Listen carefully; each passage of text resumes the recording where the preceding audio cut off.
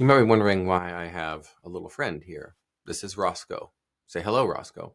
I'm recording this on Halloween, and ideally we would have a pocket square that's orange that would go perfect with this particular blue getup. However, no such orange pocket square was available, and so Lego skeleton Rosco with his little carrot, it would have been appropriate to have a pumpkin.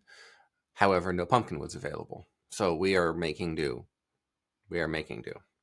I'm Joshua Lisec, of course, and this is Daily Persuasion. And what I want to talk to you today about is the Tucker Carlson and Nick Fuentes interview. Now, sometimes I like to joke and pronounce his name Nicolas Fuentes, like I'm on NPR or something like that. Remember on NPR where they over-exaggerate the correct pronunciation of a name or a place or a word? There's another language, and of course the commentator or journalist on NPR doesn't actually speak that language, but they want to make their audience feel informed. That's a little micro manipulation tip where you are leading someone to believe something with a signal, but that's not actually true. It's like the sort of iceberg. Oh, wow. Since you pronounced the person's name correctly, or you didn't say Damascus, Syria, you said Damascus or some such nonsense, right? Oh, wow. You must speak Syrian, right? And so the audience believes that you know more than you actually do. And I believe that that's why NPR commentators and journalists do that. They want to make their audience feel like, wow, I'm listening to someone who is informing me and who is as educated as I am, and I can learn some things from them. And I'm so much better than the basket full of deplorable blue-collar Trump supporters. All of that, everything I just said is condensed. It collapses into NPR journalists exaggerating the pronunciation. I just do it for fun because the irony is this individual, I think, Nick Fuentes, is Mexican, I think, or Mexican-American, some such action going on there. He's a hyphenated American, I think. I don't know much about him other than the stuff that bubbles up, and everyone has an opinion about him. One more thing I want to add. This little technique that Donald J. Trump used at the Bitcoin conference in 2024, I noticed, where he cited a statistic related to cryptocurrency. I think it was data use, or perhaps it was the Bitcoin miners. I believe he was speaking about the technology, the hardware specifications, and the amount of power those use, and how much is needed in terms of power, and how important it is to have the great American energy infrastructure, blah, blah, blah, blah, blah. And he had a hyper-specific Bitcoin mining statistic that those who are in the know of Bitcoin would know, but anyone outside that tribe of enthusiasts would not know. I think he did that same technique, Mr. President. I think we're on to you. I think he did the NPR exaggerated local pronunciation technique.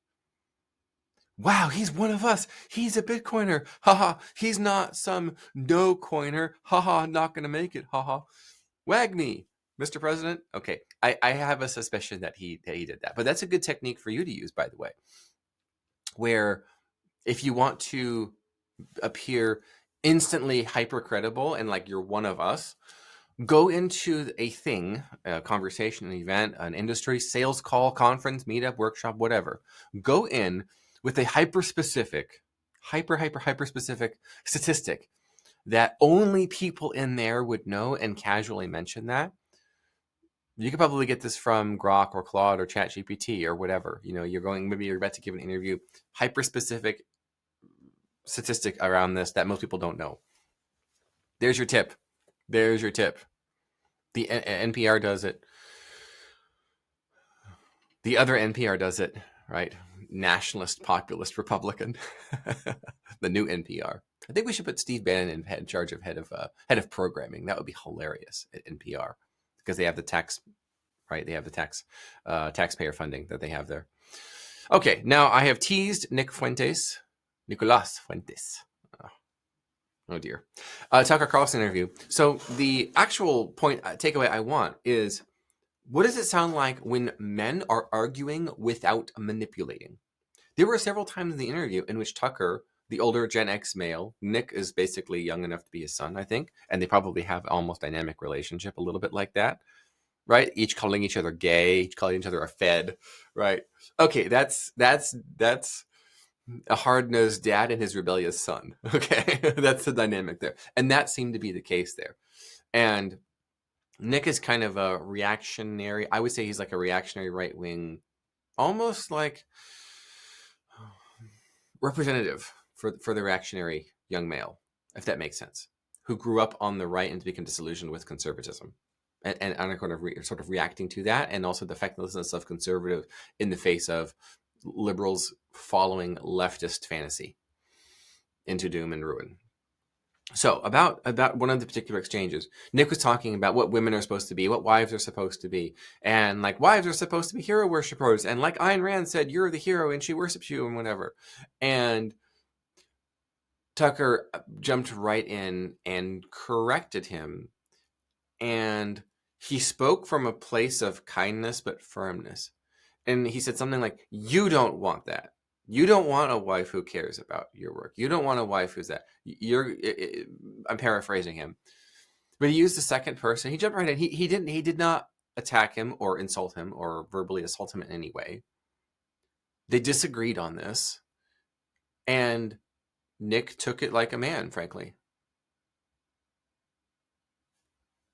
Take that for what it's worth. But Tucker corrected him. So no, you don't want that. That's how you develop hubris. You don't want a wife who's going to fan your ego. You're going to get plenty of that at work. You don't want a wife who wants you for your work. You want a wife who wants you for you. So it's like a moral authority frame. Yeah, that's great, kid. That's what you want.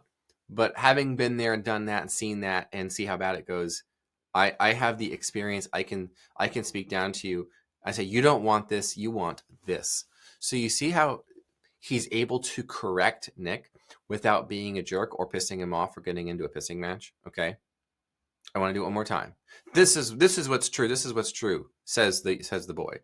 The father says, from that higher frame, he does not say, you're wrong, that's stupid, how could you think that what's wrong with you, or any kind of manipulative, guilting, shaming, name calling, or blaming, right? Instead, oh no, you don't want that, you want this. So he brings him up here. Fantastic technique, all around.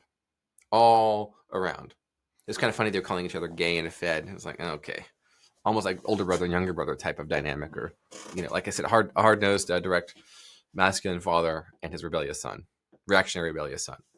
If you think about that dynamic, I think that's probably the best way to think about Nick Fuentes, is a rebellious, reactionary son who grew up amongst George Bush Republicans, Israel First Republicans, Rapture Americans, I call them, evangelical Christians who believe that the Jewish people are the Jewish people of the Bible, who are also the state of Israel founded in 1948, and everything in the Old and New Testaments that talks about God's promises to Israel are still true. And the state of Israel founded in 1948 is literally God's chosen people. And the book of Revelation is about them in the last days, which is where we are now in these end times. Don't get left behind. Come to the altar call and say the sinner's prayer. By the way, God created the earth on October 15th, 4004 BC.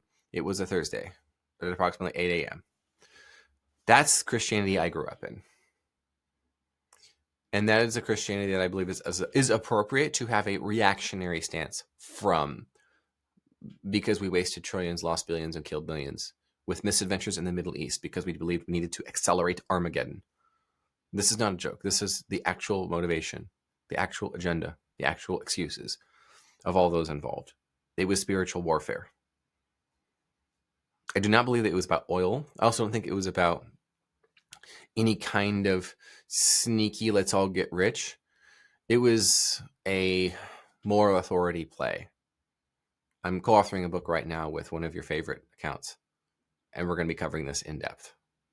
That was spiritual warfare, frankly.